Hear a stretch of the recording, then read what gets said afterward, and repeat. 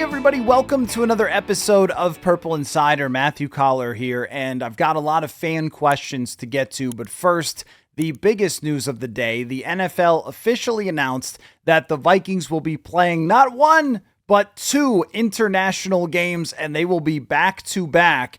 First, in Week 4, they are going to Dublin to play against the Pittsburgh Steelers, and then in Week 5, they just travel over to London to take on the Cleveland Browns. Now, this is very exciting news for the fans overseas. The Vikings have a huge overseas fan base that will get to see a lot of their football, a lot of opportunities over 2 weeks to go to those games. And for fans from America that want to travel over, maybe the journey of a lifetime to see the Vikings and Steelers in Dublin or London against the Cleveland Browns. But for 99.9% of the audience here who is not going to end up going to either one of these games, I know what your biggest question is, which is, how is this going to affect the Minnesota Vikings and their chances? So I saw a tweet today from a good friend of mine, Chris Thomason, that went semi-viral because he was getting roasted for it. And Chris said, with all due respect to the Vikings, seems like quite the unfair advantage in the NFC North that they will play in 2025, 8 home games, 7 road games, and 2 neutral site games, while the other 3 division teams play 8 home games and 9 road games. And I think that that is, of course, a fair point. But my question is, well, how much of an advantage is this really? It's a neutral site game. And does that mean that they're getting a big edge by not having to go to Pittsburgh or Cleveland, or do those teams play mostly the same as they would at home versus on the road? So I started to do a little research about London games in the past, because those are the ones we get the best look at. I mean, Dublin's not far enough away for there to be a huge gap there, I don't think. So I looked at all the London games, and then I also looked at the Cleveland Browns and Pittsburgh Steelers home versus away splits to try to figure out, are they that much better at home? Would it have been that much harder on the Minnesota Vikings to go play them at home than it would be for them to play in a neutral site? Now, the first thing that I noticed from the London games is that when a team is favored massively, they usually not only win, but they usually win in blowout fashion. And I'll get you the number here. It was 8 out of 21 times that an underdog even managed to cover a spread of more than 7 points. So if you were the much worse team going over to London, it was pretty rare, only about 1 out of every 3 times that you were even able to cover, much less win. Now, I think we can apply this much more to Cleveland than we can to the Pittsburgh Steelers, that there is an advantage there when you go to a neutral site of nothing closing the gap. So if you go to Cleveland, maybe the crowd is able to close the gap a little bit with the difference between the two teams. But when they go to the neutral site and fans are on both sides, but not making a ton of noise for either side, then it tends to turn out the way that Vegas expected it to between those two teams. The thing about Cleveland, though, versus Pittsburgh, the big difference is that Cleveland is not a team that in recent years has done a very good job of covering when they are at home. In fact, they're one of the worst teams in the league at covering the spread at home, which you could say, wasn't that just because they've been bad? And the answer is mostly yes, but there are some teams like the Vegas Raiders who cover more than half the time, but they haven't actually been a good team. So they're playing a lot of close games and they're not favored maybe that often, but at least they're closing the gap more than Vegas expected. Well, Cleveland has been worse. They have been sub 500 at covering and 30th in the league at covering at home. So I don't think that already they had a very big home field advantage. But I did find one area where the Vikings are going to get a big edge that we can actually point to on paper in the numbers. And that is with the sack artists that belong to the Cleveland Browns and to the Pittsburgh Steelers. That would be Myles Garrett and that would be TJ Watt. Now, both guys could be injured by the time we get there, but assuming that they're healthy and in the lineup and ready to go, the difference between TJ Watt career-wise at home versus the road is 27 and a half sacks. For Myles Garrett, it's a little bit closer. It's more like 8, but 27 and a half sack difference for his career home versus on the road. And Pittsburgh is a very difficult place to play. in their defense at home versus the road, in sacks, it is wildly different. In Pittsburgh, they are one of the best teams in the league at sacking the quarterback. On the road, they are a very average team. So now you are bringing J.J. McCarthy into a space in Dublin where it's much less likely that Pittsburgh defense is going to rack up the number of sacks that they would have at home. And you can see why. They won't need a silent count, more likely than not. I'm sure there's a lot of fans in Dublin of Pittsburgh that will be there, but more likely than not, they are not going to need the silent count. It will not be anywhere near as easy for TJ Watt to jump the count and get into the backfield and the other rushers that they have, of course, to go along with that. Does not mean that they are a bad defense when they're playing away from home. They are just not the same. And that goes for Cleveland as well. One of the top teams in sacks at home, but mostly just okay on the road. And Cleveland, over the last 5 years, has a crazy gap in their defense between home and the road. They are dead last in the entire NFL on the road, and at home, they're 7th in points allowed. That is way different over the last 5 years. Now, look, this year, it's a new year. It's a new defense, and every year it changes, and these are small sample sizes, but just a little bit of interesting research there that both of these defenses are different when they are not at their home stadiums. Now, it's hard to do the reverse for the Vikings because it's not a road game, but that doesn't mean they're going to play exactly like they played at US Bank Stadium because that is their friendly confines, one of the, I think, best stadiums in the NFL for offense and defense. And when they have gone overseas, it's been pretty gnarly. All the games since I've been covering them, 2017, 2022, 2024. I think the one in 2013 was pretty exciting between them and the Steelers, but both teams weren't very good at the beginning of that season. But for the most part, it has not been the prettiest football. So it is hard to project. But here's an interesting stat for the Vikings offense, that when they're at home since Kevin O'Connell took over, they are the 8th best scoring team. On the road, they are the 16th best scoring team since Kevin O'Connell took over. That's a pretty decent sized gap. Now, maybe that one time where they scored 0 points in Vegas played a little bit into this statistic, but the point just being that already we're talking about Cleveland and Pittsburgh, who are much better defenses at home, versus a Vikings offense that under O'Connell has not been as good on the road. And that playing field gets evened now that they are in a neutral site. So I do tend to lean toward agreeing with what Chris Thomason said, that the Vikings have an advantage by going overseas. But I do want to point out that, and he calls it unfair, well, you take them where you could get them, I guess. There's lots of little edges throughout a season that get thrown out there with the different travel schedules and when you're on national TV and, well, sorry, Detroit, Green Bay, and Chicago. But the Vikings, I think, at least by the numbers, do get an edge here. The one thing that I would say, though, is we're talking about 2 single games, and anything can happen in single games. I counted it up, and of all of the London games that have been played, nearly 60% have been a one-score game. And what do we always talk about with one-score games? Just how random and strange those one-score games can be. So you never really know how it's going to go. If the Vikings come away 2-0 and then don't have those road games traveling to at least one of the 2 difficult environments in Pittsburgh, that is a pretty big edge for them and a good break for the Minnesota Vikings. I think in past years, maybe they haven't always gotten it and these things even out over the years. I mean, remember in 2022, they came back from London and they didn't have their bye week right after. So they had to play 2 more games right after they got back from London, but they won both of them and then went on with their season. So there's always these little nuances to it. I don't think the NFL went out of its way to say, you know what we're really going to do?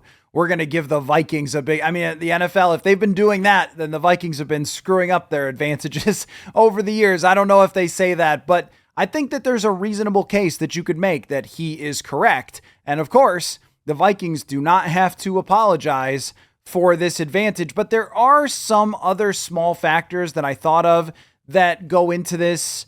One is that the Vikings, it's only going to be their 4th game, and their 5th game do not have a whole lot of run up here with J.J. McCarthy as their quarterback. And even though I just gave you the numbers, Cleveland and Pittsburgh are not two defenses that are just going to say, well, hey, we're overseas, so we're just not going to play today. I mean, they are talented, very, very good defenses against a quarterback who is still going to be in one of his first starts ever of his career. And then they are tossed this big, do you call it a distraction or just something that is totally out of the ordinary? And think about how all these NFL players, the way that they function on a week-to-week basis, and now you're tossing them for 2 weeks into a totally different world than they would normally be in with a quarterback who just starting a few weeks before that. I think that does make it a little bit harder. If this was weeks 8 and 9, then maybe JJ McCarthy's a little more established within the offense. I don't know how much that hurt Sam Darnold going to London, or if it was just the rain last year for why he didn't play all that well. But it is, I think, a little bit of a factor where you're going right into something that's totally different than what you would normally expect with a brand new quarterback. But besides that, it does seem like, oh, there's another thing too, just another factor that I wrote down, which is the Vikings will have another additional edge by the fact that they get to stay there and completely adjust to the time change before playing the Cleveland Browns. So the Cleveland Browns are in Eastern time, and then they're traveling over. They're just getting there and getting unpacked and getting their bodies right and all that, where the Vikings will have been there already for an entire week and then get to play against Cleveland. And look, I'm not a body clock expert, but I've got to think that that would help the Vikings for having enough time to fully adjust to that time change before playing a team that's just showing up. So they will have to play the games. They have to win the games. I think for both of these ones, no matter who's playing quarterback for Pittsburgh, you're going to look at them and say, these should be W's, especially against Cleveland. But also, if they were going to Pittsburgh, I might have said that's going to be a tough one to win regardless of who's at quarterback, because it's Mike Tomlin. It's a tough defense. They're going to take the ball away. They're going to get sacks. Pittsburgh's a hard place to play, the grass and all that sort of stuff. And now a lot of that advantage for Pittsburgh is thrown out the window. So these are 2 games that the Vikings should win. Let me now get to, and we'll have the whole schedule breakdown game by game on Wednesday night and then more on Thursday night as well. So that should be really fun to break down the schedule and take a look at all the different factors. Do our first run through of picking the win-losses. I'm really excited about that. So that'll be a lot of fun. But until then, I've got a lot of questions that I've been either tweeted or emailed that I want to get to. And if you want to get on the show for a fans-only episode, send me a DM on Twitter at Matthew Coller, or Matthew Coller at Gmail is a good place to reach me there. If you want to get into one of these episodes over the summer, there should be a good amount of them. So let us begin with the first question on the list. Folks, I'm trying a new thing to try to stop going to fast food restaurants all the time with my busy schedule. It is called Tempo Meals. Tempo is a weekly delivery service that delivers chef-crafted meals from a dietitian-approved menu fresh to your door. Their perfectly portioned lunches and dinners take the guesswork out of eating. They're fully prepared. They can be heated up in the microwave in just 3 minutes. This is easy when we're on free agency watch. I've got another box just showing up the other day, and talk about easy and delicious. I got the Korean beef quesadilla, Tuscan butter shrimp, and barbecue chicken. All of them were easy, super quick to make, and not all of them have to be chicken and beef. They've got tons of different options for you. For a limited time, Tempo is offering my listeners 60% off your first box. Go to tempomeals.com/Purple Insider. That is tempomeals.com/Purple Insider. 60% off your first box. tempomeals.com/Purple Insider. Rules and restrictions apply. Which comes from Matt D. Says, which non-Vikings win total over-under seems crazy to you? 10.5 for San Francisco seems high to me, and how they played last year and with all the players they lost.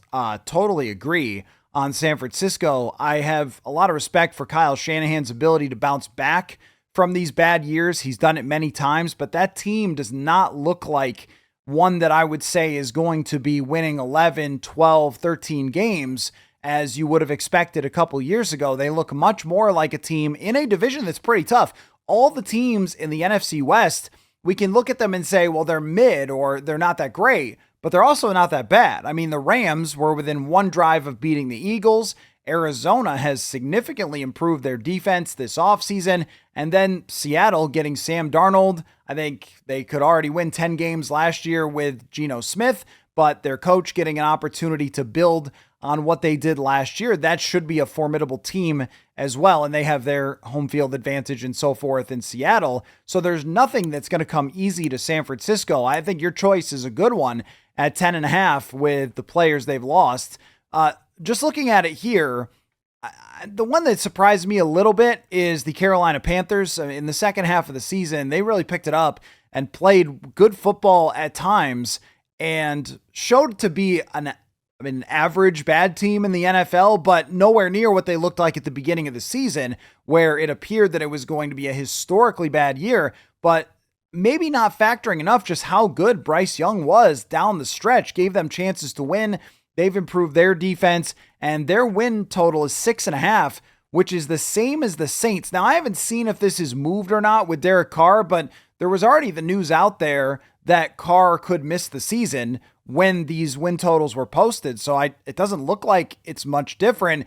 I don't see Carolina and the Saints being on the same level. I think Carolina is the classic team that tanked and lost a million games and then started to spend money in free agency, drafted high. They took Tet McMillan. All of a sudden, Xavier Legette, like they've got some guys there. Adam Thielen is still there who can catch the football and make some plays. They have a good offensive line that performed pretty well last year. And if they even up themselves to the 20th best defense in a very mediocre division, they should be able to get to 7. I don't think they're going to win 10, 11, 12, but getting to 7, I don't think is much of a stretch. The Saints getting to 7, I think is going to be very, very hard for them. Brand new quarterback, and no matter how old he is, I don't know that age prepares you for playing in the NFL, especially when your team, they've got a brand new head coach. I think he's a good head coach, or he's going to be, Kellen Moore, but that team is just kind of in shambles at this moment. Those two having the same over-under is just weird to me. How about the Pete Carroll Raiders at 6.5? That one, and I'm going by VegasInsider.com, by the way. I mean, that's a really hard division. Very, very hard. The Broncos are good and the Chargers are good, but 6.5 for a team that went from having about the worst quarterback in the entire NFL to a quarterback who regularly wins 9 and 10 games in Geno Smith, with a coach who may not be the most modern at this moment, but I think knows what he's doing to at least get them to be around 500. I would have them missing the playoffs at maybe 9 wins or 8 wins, but to go 6.5, I think I would go higher on that. The other one too, I mean, again, a very difficult division, but Dallas should bounce back a little bit. They're at 7.5. At the top though, most of these make a lot of sense. Bills, Eagles, Chiefs, Ravens. The 49ers do stand out there. Chargers and Rams. Maybe the Commanders is a little low at 9.5. That's still a fairly high number, but when you look at the other teams with the Commanders, Texans, Broncos, Packers, Bucks, and Bengals, I think that the Commanders deserve a little bit more respect for going to the NFC Championship and then bettering their team in the offseason than being listed with some of those teams that I think are kind of outsiders. But you know, that's Vegas knows what it's doing most of the time, but when it comes to these over-unders, because last year when it came up all the time, hey, the 6.5 over-under for the Vikings, I did a little research on it and looking back, and they are accurate probably about half the time. And I mean, that's pretty good in itself, but it's not like Vegas knows what NFL teams are going to be at this time much better than you or I do. And I remember seeing that a lot of 6.5 teams, now they didn't win 14 games, but a lot of 6.5 teams had actually gone on to make the playoffs because they were just taking a step forward, but they weren't getting real respect from the gambling community. So always something that I like to get as a baseline expectation going into a season. What does the world think of your team? Right now, the Vikings are at 8.5, which is fair. I would go over from that, and we probably will in our predictions for the season when we do the schedule. But it's fair in just that they have a quarterback that's unproven. And as long as you have a quarterback that's unproven, the over-unders are going to hedge. But yeah, that San Francisco one is a great pick for a surprise. Kip says, speaking of surprises, any good guesses on a surprise under the radar player who could make the 53 from the undrafted or mini camp invites? Yeah, this is always a very tricky question because I'll throw out a few names, but you don't really know until these guys get out on the field and we start seeing them. And even at OTAs and minicamp, pretty hard to identify. I can't say that I am a good enough scout to have seen it coming that Ivan Pace Jr. was going to start for the Vikings in 2023. Now, we noticed in OTAs and minicamp that he was getting some good reps out there, but that's hard. It's hard to end up picking out. And then there's other guys like Najee Thompson, Dan Chisena, where we went, really? Like that guy ends up because they were just really good at special teams. The guys that stand out to me from the undrafted class are Logan Brown, the offensive lineman, because he has a lot of athleticism and good numbers from college. And it seems like there were some other reasons that he was not drafted outside of his actual performance. And that's always a guy that I'm paying attention to, right? Like, okay, what happened in college doesn't matter. Once you get to the league, athleticism and your performance are what are going to stand out there. Trey Stewart is somebody that I've brought up a couple times, but I think that he's got a decent chance to make the roster as maybe a kick returner or the third running back. It's always hard, though. I don't mean to cop out on that. I just think it's a really tough thing to go from the undrafted free agent to make it, but it's even tougher to know how they're going to look when they get in that environment. Like everyone loves that quote about, hey, you got to plan until you get punched in the face. Well, sometimes people get punched in the face and they're like, all right, let's go, let's punch. And that's how some of these undrafted free agents can be, where they don't have the best stats or anything like that in college or the best relative athletic scores, but they're just built for the environment. And Theo Jackson is someone who comes up all the time, but I think of him as a 6th-round pick that they just grabbed off a practice squad, but then he gets here and he seems to really fit in quite well. So those are a couple names that are on my mind. People have brought up the punt returner. Let me pull up the entire list here. And there was a few other guys that I thought maybe just based on the circumstances with the roster that they could have a chance. Because there was one safety that kind of stuck out to me as well. Oh, I thought Tyler Batty, an outside linebacker. I mean, if you think about the outside linebacker position, there's the 3 guys who are clearly there. And then there's 2 more in Gabe Murphy and Bo Richter who should be on the roster. But I mean, it's an open competition there behind Dallas Turner, Andrew Van Ginkel, and Jonathan Grenard. So Tyler Batty, a very productive kind of tweener type of guy, listed as an outside linebacker, but might play multiple positions. I know Silas Bolden is the one a lot of you are interested in because he's only 5'8" and 160 pounds. And every once in a while, a guy like that becomes a very good punt returner. I was thinking Max Brosmer could end up being somebody who is a practice squad quarterback after the other day. The other outside linebacker is Chaz Chambliss, who comes from Georgia, 6'1", 242. But the Vikings tend to love these guys that don't just fit into a box. And if you can play, then you could play. And he was pretty productive at Georgia. So that might be something that stands out to them. The one other guy was the safety. Hold on, I'm scrolling to get his name. Oh, the tight ends, for sure. The 2 tight ends, Bryson Nesbitt and Ben Urasek. Both those guys have a chance. Michelle Powell, that's the one I was looking at, from Miami. A guy who will have, I think, a chance to make a depth spot just because what else do they have? I mean, they have Jay Ward, Theo Jackson, Josh Metellus, Harrison Smith, but then there's nobody else on this roster at safety. So I know I just named a bunch of guys, and it's just true that a bunch of guys are going to have their chance. But if there's somebody who has the easiest path to maybe grabbing a spot, it's probably somebody at the safety position. All right, next question from Masaki says, what does it exactly mean when people refer to KOC's offenses as quarterback friendly? I've heard it so many times over and over. I think Rich Eisen mentioned the phrase in his most recent interview. If it's so quarterback friendly, why did it take Kirk 1.5 seasons to finally feel comfortable? Well, I think that it is morphing. It's something that's not ever the same 2 times in a row. And what we saw from Sam Darnold last year was not the same exact offense that we saw from Kirk Cousins.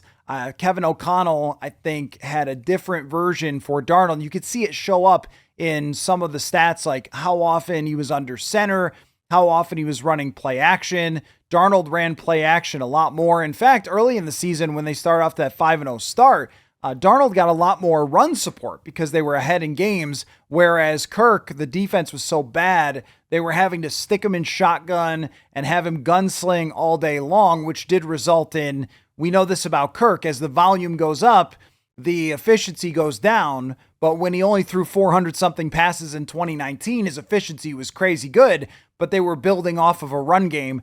So the Vikings were able to build a lot of their stuff off of a run game. It wasn't, by the end of the year, it wasn't great in terms of the running numbers, but early in the year, especially before he could get totally comfortable.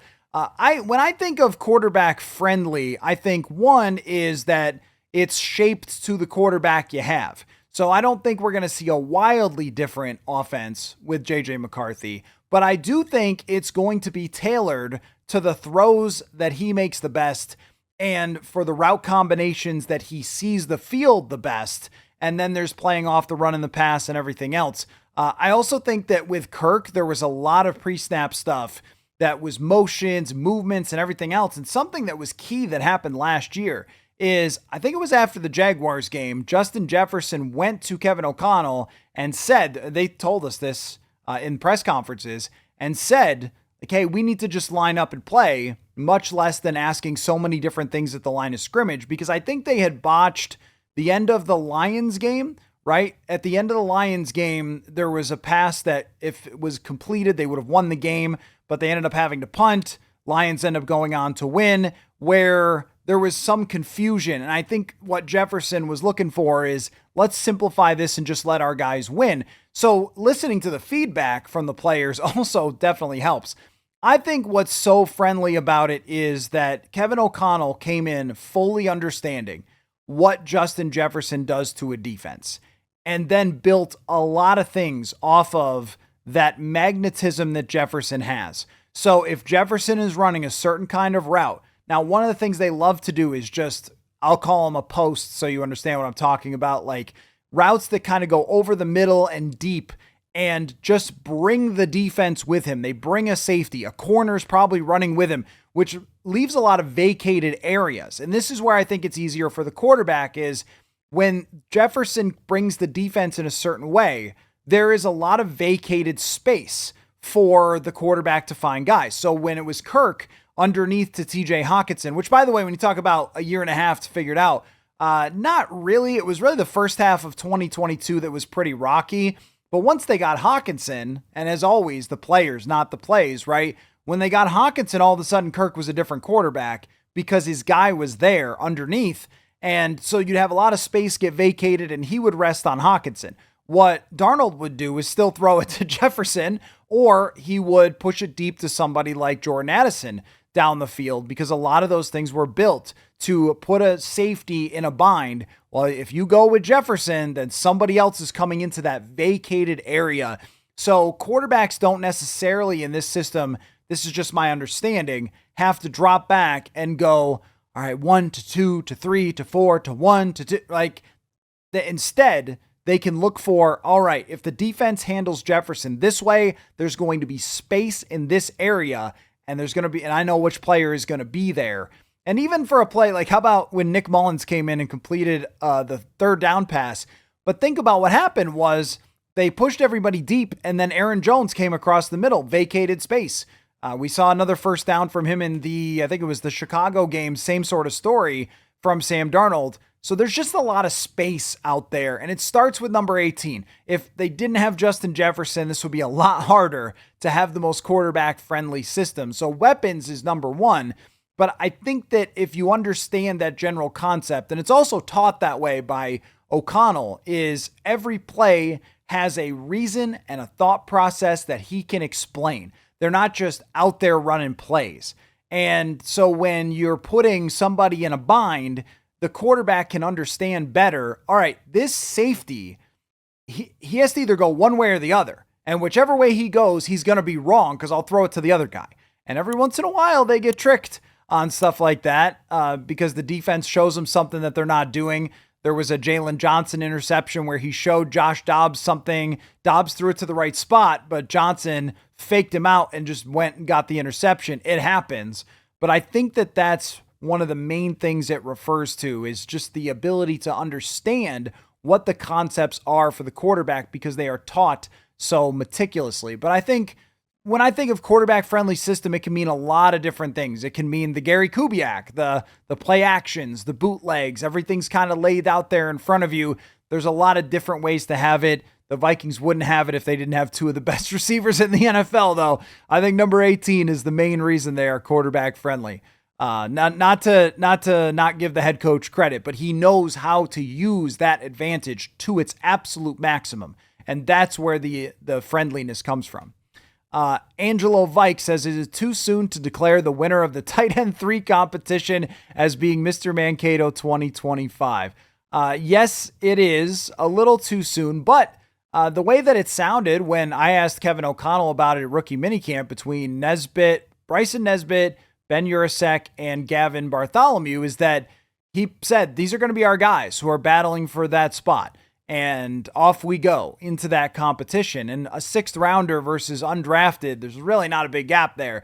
Now, on the first day, I thought that Bartholomew and Urasek looked pretty good. Urasek's a bigger guy than maybe I thought. Bartholomew's a little bit on the faster side, has very natural hands. These are small things you can figure out just by watching a slow motion practice that is rookie minicamp where you can't really take a whole heck of a lot away, but I did notice that the tight ends looked pretty good. That battle, right, because it's got all the markers of a Mr. Mankato. The guy's going to catch passes. He's probably going to be gritty. If he's a tight end, he's going to be gritty. Bartholomew has a big beard, so that helps his case for Mr. If you got anything that makes you stand out a little for Mr. Mankato, but they're going to catch passes and they're going to catch touchdowns and they're going to be standing out if they've got a chance there to win that job. It also could be for nothing. I mean, they could get to the end and decide that none of these guys are really fit to be tight end 3 and then just go out and sign a Blake Bell like they did one year at the end of it. But I do think, yes, that that would be the favorite. Aside from that, anybody who's a depth wide receiver. Now, Ty Felton, in my opinion, does not qualify. I think it's got to be 4th round or later into undrafted free agent. So they've got outside linebackers. If you have an outside linebacker and they're getting sacks and stuff, that's, you get one of those interceptions, dropping back as an outside linebacker. You can become a hero like Audie Cole once upon a time. There will be lots of competition. We keep mentioning Trey Stewart because he's got speed and he's intriguing, but a running back who's going to get a ton of reps when it comes to the preseason because they're not going to play Aaron Jones. And they're probably not going to play Jordan Mason either. So if you're a running back, you're going to get a lot of chances. There's always a shot that a wide receiver steps up. And I'll toss Max Brosmer into this competition for Mr. Mankato. If he comes out, plays really well, and he ends up as quarterback 3 or something, that has got Mr. Mankato written all over it. It technically begins in training camp, but we set the stage for the Mr. Mankato competition coming up when we get OTAs and minicamp. Next question comes from Aaron J. Last year, the Commanders made a jump up that the Cowboys fell off the map. Which teams would you choose from the NFC to fall down this year, and which could make the biggest jump? That is a good question. See, gosh, it's always so hard because you can't look past what they did last year. So I mentioned Carolina. They were 5-12. If you look at their division, Tampa Bay won the division at 10-7, and Baker Mayfield threw 41 touchdowns, and they still only finished 10-7. Now, that's a good team, Tampa Bay. I think they are a good team, but there's opportunity in the NFC South, and I don't think that New Orleans is going to take it. So if we're talking about a number one overall quarterback who played really well in the second half of the year, and they've loaded up this offseason with a top draft pick receiver and defensive players, they've got a chance in a very mid division to be that team that takes that big jump forward. As far as a team in the NFC who could fall off, Detroit is the obvious pick because they won 15 games last year and they lost their offensive coordinator who had been so important to them. That's an obvious pick. Philadelphia is just hard to take there. I mean, Philadelphia is such a machine. How do you pick Philadelphia? I guess you would have to say the Rams. Now, the Rams are really well coached. Last year, they struggled out of the gate, and then they end up winning a playoff game against the Vikings and coming close to beating the Philadelphia Eagles. But you are one Matthew Stafford injury away. He has been injured a lot in his career, or just him falling off the side of the earth.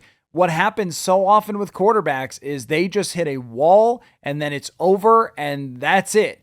And if that happens to Matthew Stafford at his age, then the Rams are going to fall off pretty significantly. But yeah, Detroit seems like the obvious pick along with the Rams to fall. And then the other team that has to be mentioned, and look, I know how many off seasons in a row they have been celebrating their off-season championship. And now they're celebrating the Pope being from Chicago. I don't know if that helps you with football. They seem to think it does, but Chicago has got all the markers of a team that takes a big step forward. They just do. They tanked. I was having a discussion the other day with someone about how the Vikings didn't tank, Chicago did. And it was kind of like, well, man, I mean, I guess the Vikings were the smart team there and not Chicago. And my thing was, well, let's find out first what Chicago is. I don't fully buy into Caleb Williams taking them to the promised land. I don't fully buy into their defense and the way that they've added some pieces, but not enough to scare anybody. The offensive weapons are very good. The offensive line, maybe some older guys there that if they have injury problems will not be as good. And they don't really have a running back that scares you right now. Still, when you draft number one overall, that's the same reason I would say Carolina. You can go from bad to very good very fast. So those are the teams that have the markers, at least, of teams ready to take a big step or potentially fall off. Couple more here from Ace Deluxe on Twitter. Kicker, are the Vikings all in on Will Riker? The answer is yes. They are all in on Will Riker. There is no competition whatsoever. Will Riker is the guy. The only thing is they might bring in somebody else to be on the practice squad because that paid off for them last year to have another kicker that they were familiar with. Even though he wasn't on the roster, John Parker Romo, they still didn't get rid of his number and were able to bring him back in. And he was a huge factor of them winning 14 games last year. Had some game-winning kicks and I think, 12 for 13 or something like that. He did a great job for them last year. So they might bring in somebody else to be around to have on call if Riker has another injury issue, but he did a really good job overall for a rookie season. Most rookie kickers do not come in and just set the world on fire right away. And from what I've seen of him, yeah, I think he has a chance to be one of the best kickers in the league if he stays healthy and if he doesn't try to play through injuries, which it seemed like he did last year. Writer Churchill says, how long do you see CJ Ham continuing to play and to be a useful part of the offense? I think CJ Ham is one of those guys, it's a little bit like Matthew Slater was with the New England Patriots, that you just don't move on from because he's always going to bring something valuable to you. And it's just hard to always fully explain if you're not in the building, right? And I mean, like, if you're not the coaches, the players, if you're them, you fully get it on CJ Ham. There are very few human beings who can play every single facet of special teams. Now, that doesn't mean a whole lot to you if he is a special teams blocker because you barely even notice that guy on a punt, but somebody's got to do it, and somebody has to be a leader of that unit, and to do it at a high level for so long and have so much experience, you just write that person in and never have to worry about it.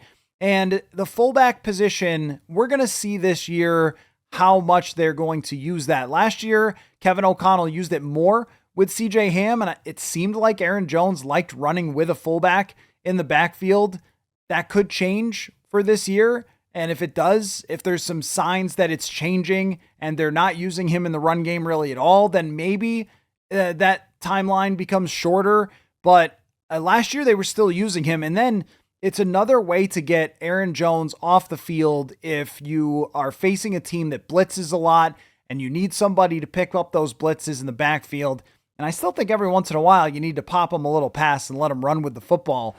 Just every once in a while catch the other team by surprise. But I think they're still finding ways to use CJ Ham, and he's been useful in pass protection. I don't think that he's a dominating run blocker, as in he's just throwing people at the fullback position like you might have seen back in the day with the huge guys like John Ritchie and Sam Gash, but he can still get in there and take on a linebacker, take on a safety, clear space, and give them an opportunity to be a little bit tougher in the run game than they were last year. Because I think toughness was lacking for the offensive line. And if you've got an improvement in that, Josh Oliver, CJ Ham, you can do a little more imposing of the will. So I'd like to see it first before we talk about, well, does he still have a role? Is he still useful? We'll see. But I think he's going to be on this team for as long as he wants to be on this team because of what he's proven throughout his career. Let's see. And, sometimes every once in a while, we're always looking for, well, shouldn't they have this guy? And shouldn't they give somebody else this roster spot? And it just reminds me of like Brian Robinson and when they let him go in 2018, that, you brought in somebody else. Oh, we've got this younger player. He's the next man up, that kind of thing. And it just wasn't the same as it was before with the dynamic inside the locker room and having that little extra area of depth. And I know B-Rob was a better or more impactful player, but just the point is, I think you want guys like this on your football team, and there's value there. Let's see. Skol Doc says, utilizing the benchmarks that you use for Super Bowl caliber teams like pass game EPA, 12 wins, etc., is this roster Super Bowl caliber if J.J. McCarthy plays like an average starting quarterback like Brock Purdy in his first year, for example? So yeah, in the past, I've looked this up and it didn't actually match up with the Eagles. They were not one of the top passing EPA teams because, well, Jalen Hurts missed a few games and he was efficient when throwing the football, but they just didn't throw it enough because they were running down people's throats like crazy with Saquon Barkley. So last year did divert a little bit from some of those benchmarks, but certainly 12 wins has always been the number for me. If you enter the playoffs with 12 or more wins, you got just as good of a chance as anybody to go to the Super Bowl. So really the question is, can they be, and usually you have to be a top-notch passing game. Last year was just a little bit different. Or you have to have a cheat code as far as your run game, which I don't believe the Vikings have. So we agree that the Vikings, if they're going to make it, would have to be an elite passing EPA team. They were close to that last year. The last game of the season knocked them down from, I think, maybe 5 or 6 down to something like 9th. But they were one of the best passing attacks last year. I think they still have to do that in order to be a Super Bowl contender. But can they get there if he's average? No. If he's average, they can't get to that benchmark, and they're not going to have a good enough run game to just run all the time like Philadelphia. There is a lot of pressure on J.J. McCarthy to be really, really good from that perspective, because I think the run game will be better, but I certainly don't think that they're going to run 30 times a game and get a bunch of 50-yard runs. What was it that Saquon had like half the league's 40-plus yard runs or something last year just by himself? That is something that's a total outlier historically. He probably won't do it again. The Vikings certainly are not going to do that with Aaron Jones and Jordan Mason. So I don't think that he can be the 16th best quarterback in the league. And then we're going, okay, they're going into the playoffs as a Super Bowl contender. Even if you have a very good defense, great pass catchers, and a good run game, but the pass catchers got to be thriving. They're going to be a pass first team forever with Kevin O'Connell. And still, even with the emergence of a little more run first teams last year, still it's passing that mostly is driving the success. Then, hey, look, the Eagles get to the Super Bowl and Jalen Hurts is going off. Well, they aren't running the football very well in order to win that game. So McCarthy has to be better than average. He can't just be okay. But what you're looking to do, you use Brock Purdy as an example. I would say also Jared Goff, is if What you want is him to be above average, but not have to do anything that is beyond the realm of possibility for him in a first year as a starter and still get those types of results. And I think that's what you mean with Brock Purdy, is that he didn't have to do anything otherworldly to be very, very good last year. He just had to be the guy who could execute and the guy who could make a play occasionally, get it to the receivers that are there, and their offense was good enough to be great and be a step away from the Super Bowl. I think the Vikings have most of that. I don't think it's quite as good as what San Francisco was with Brock Purdy. That's Trent Williams, and his peak still as maybe the best left tackle to ever play. And then Christian McCaffrey is, and I know that was the next year, but MVP level, Deebo Samuel, Brandon Ayuk, George Kittle's the best tight end in the league. Like, I think the Vikings are in that realm. I don't think it's quite to that level where, hey, if you just roll the ball out and the guy does the right thing, then you'll be fine. I think McCarthy will have to be really good in order to get to 12 wins and compete for a Super Bowl with this schedule. But I also don't think it's unrealistic that they could meet those markers considering what they have around him. Hopefully that answers the question. All right, one more question. This one comes from Jacob Hills 15. What is a reasonable expectation for Dallas Turner this season? How do you view the secondary right now?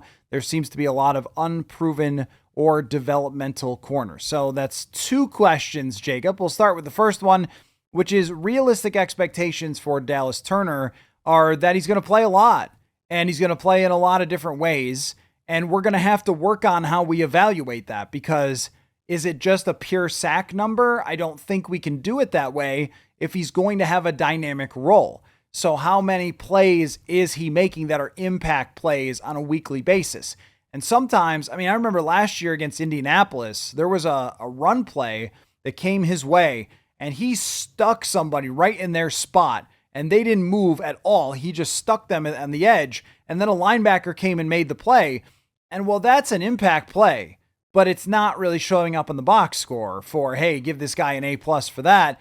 You're not getting a tackle for loss on that play. Someone else did. So we're going to have to watch and see how often he's making impact plays. But he does have to get to the quarterback. He does have to make a play in coverage if they're going to have him dropping back in coverage the way he did last year. Reasonable expectation, though, for me would be 600 to 700 snaps and to just be somebody who can make a difference on this defense. Not necessarily the superstar. They've got lots of superstars, but be a difference maker on this defense. And just all of us, don't worry too much about, well, he was drafted here. They have one of the best defenses in the league. And if he becomes a 650 snap player this year who gets 7 sacks and an interception and some big tackles for loss and is a big rotational player for them, filling in for Van Ginkel, moving and rushing from other areas, dropping back in coverage, like, that's a good thing. That's a really good thing. And I think setting the bar at a big step forward is fair for Dallas Turner. As far as the secondary, what was the question again? It was, how do I view the secondary right now? I view the secondary as having some very solid pieces in Byron Murphy Jr. and Harrison Smith, and then a lot that I need to see how it's going to play out, because I think I know what Theo Jackson is. I think I know what Mekhi Blackmon is. I think I have a good sense for what they believe Isaiah Rodgers can be, but let's see it on the field and then we'll kind of figure that out. Now, last year, this was very much in flux at the same time of year, and they did figure it out. And we know that Brian Flores tends to have the capability to do that. But I think that I might frame it as there's going to be some competition there that will be really interesting to watch. And we're going to know if it gets halfway through camp and it's not working, we're going to start saying, all right, do they have to go get somebody else? Or we're going to say, wow, they've got a gem in this Isaiah Rodgers guy, or Mekhi Blackmon has bounced back really nicely. I think we'll get a sense for that as the summer goes along, because I would just say I'm uncertain. I think I know, or I think I have a good feeling for how good it can be, but right now there's just uncertainty and potential, but it's not as rock solid as a lot of other parts of the roster. All right. Thanks for all the questions. Again, feel free to shoot me a note, MatthewColler@gmail.com or @MatthewColler on Twitter. My DMs are open. Getting a lot of crypto spam or whatever at the moment, but feel free to jump in there with an actual Vikings question. That would be great if you wanted to do that. So thanks everybody again for watching / listening. And again, keep an eye out for our show breaking down every game on the schedule, probably in about 3 different ways. So look out for that, and we'll catch you later. Football.